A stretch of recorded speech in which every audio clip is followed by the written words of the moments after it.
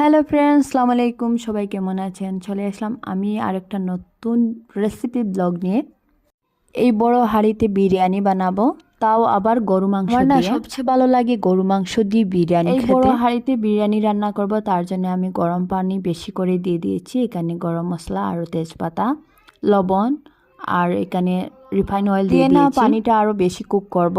দিয়ে দিয়েছি চাউল সিদ্ধ হওয়ার জন্য। চাল সিদ্ধতে বসে দিয়েছি, পরে মনে হয়েছে আমার পুদিনা পাতা দেওয়ার জন্য। পুদিনা পাতা দিলে আরো বেশি সেন্ট হয়। এদিকে আমার চাউল সিদ্ধ হয়ে গিয়েছে, দিয়ে দিয়েছি আমি মশলা। এখন চালটা আর আমি বেশি সিদ্ধ করলাম না, আদা আদা সিদ্ধ করে নিয়েছি।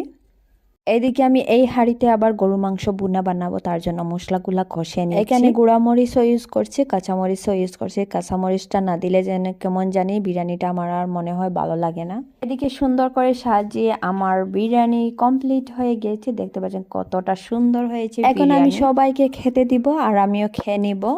আজকের জন্য বিদায় নিচ্ছি। দেখা হবে অন্য আরেকটা রেসিপি ব্লগ নিয়ে। আল্লাহ হাফিজ।